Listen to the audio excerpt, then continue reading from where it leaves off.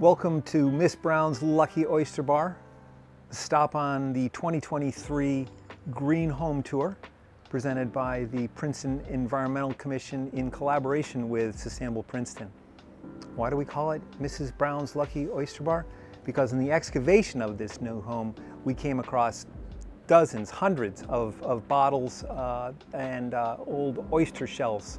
So this project was the culmination of a number of very deliberate decisions. Number one, the decision of our clients to move to Princeton, a walkable university town, to find a small lot that was within walking distance of Princeton Shopping Center and other great amenities in town. It was a very deliberate decision to build a small, very well insulated, tight home that sits lightly on this land. It was also, and very importantly, another deliberate decision to reach out into this community, to put out this modern interpretation of a front porch and be able to engage with neighbors and passersby. While we're out here, let's have a quick look at the shell of the building, which really sort of sets the groundwork for why this is such a high-performing home. So the performance of this home starts with this very well insulated, very well air-sealed shell, because all of that means that the energy demands are extremely low. So how did we accomplish this? We have a fairly traditionally framed home, 2x6 walls, 2x10 roof. We wrapped the entire building with rock wool insulation, a mineral wool insulation. One layer at the walls, 2 layers at the roof, and then put dense packed cellulose insulation in the cavities of the roof and the walls. The foundation is an insulated concrete form. The R values on this whole project, R value meaning its resistance to thermal transmission. So underneath the house, underneath the concrete slab, we have an R10. The concrete forms are about an R20.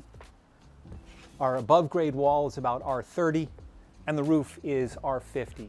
So these are code surpassing R values, but the magic really is not just that the numbers themselves are high, but that we have a continuous unbroken layer of insulation around the whole house. And that prevents what we call thermal bridging. In addition to that high R value, we have sealed the home with various gaskets and tapes, so there really is very little air transmission. We used to say that a house needs to breathe. The house doesn't need to breathe, you need to breathe. What we need to do is make sure we have adequate fresh air, and we'll talk about that when we get inside. Now, we have broken this air barrier because people want windows in their homes. In this case, we have used a domestically produced double pane window, and they're all casements, which are in fact tighter than the traditional double hungs that we see around Princeton a lot. So just like on a cold day where it's nice to have a warm sweater or a puffy, it's better to have that puffy as well as a nice Gore-Tex shell. So that's what basically we've accomplished here in the core and shell.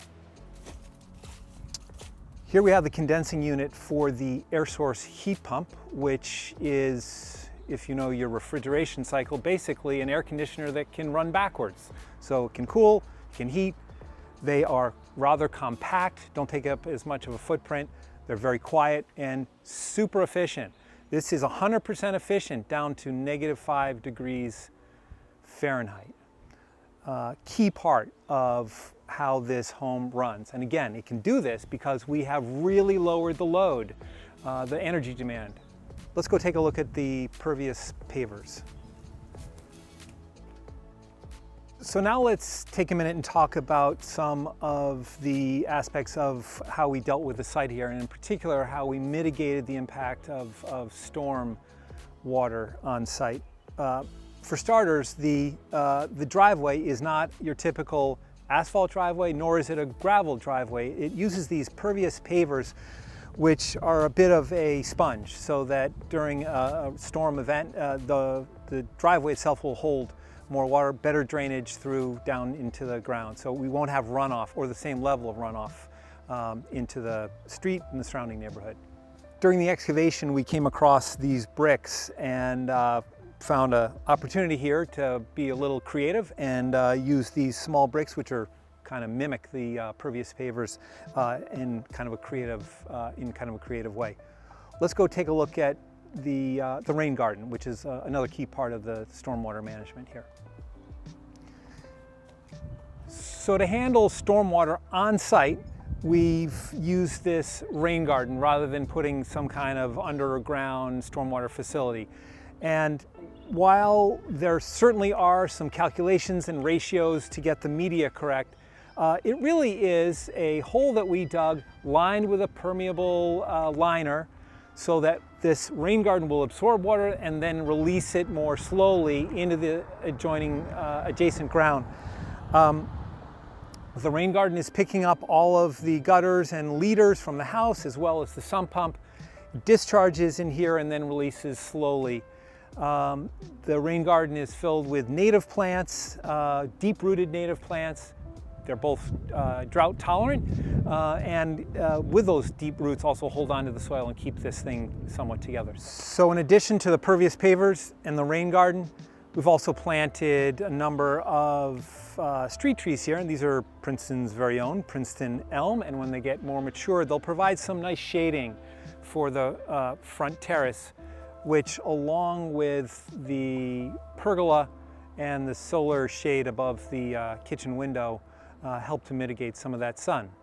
So on the interior, there are a few choices that have to do both with the performance as well as in terms of recycled content. So all the lighting is LED lighting, very, very low load.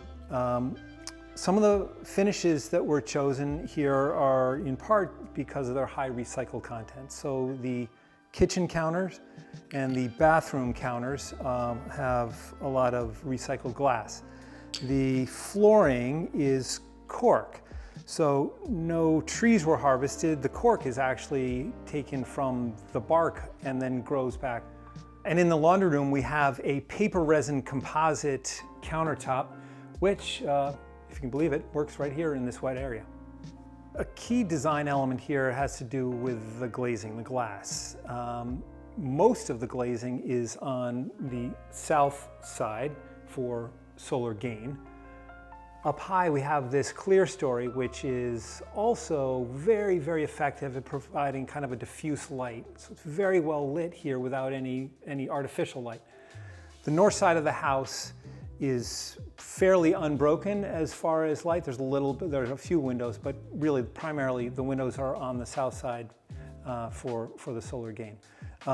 Another little key item here is a programmable thermostat for that very efficient heat pump. Here we have some of the guts, if you will, of the solar system. So power coming from the roof into this panel. This is the very typical electrical panel for the house. How these things talk is above my pay grade. Okay, so let's take a look at some of the guts of the operation here. Central to the operation is the air source heat pump. So this is the air handler that works with the condenser outside, right? So this is both air conditioning and heating, ducted, it's one zone. So while this is a ducted system, you can also do ductless mini splits. Those traditionally are the units that you see on the wall. They can also be cassettes that are put in the ceiling, now have sort of radiator size ones. So there are options, and either in terms of retrofitting or because of the architecture, you might choose to have a ductless system. We were talking about how tight the house is and that the house doesn't need to breathe. What we do need to do, if the house isn't breathing, is to introduce fresh air and exhaust stale air. That's what happens right here. So we have incoming fresh air that goes across a matrix, gets into the system. It gives up some of its either warmth or cold, depending on the season, and the stale air gets exhausted. On the other side, we have a heat pump water heater. That's handling all of the domestic hot water for the showers, for the sinks, and so on. So the icing on the cake of this really high performing home is this roughly 8 kilowatt solar array, which, because of all the things we've talked about, is enough to actually produce all the energy this house needs, and then some. It's really at the very point of the pyramid. All this other stuff that we've talked about is what makes this small solar array possible. So I hope you've learned a lot here at Mrs. Brown's Lucky Oyster Bar. We had the rare privilege of working with clients who wanted to very intentionally build this small, high-performing home. There are a lot of strategies that we've used. Obviously, if you're remodeling or tweaking a mechanical system, you're not going to do all of these, but there are lots of opportunities along the way. So best of luck on whatever renovation or building project, and make it green.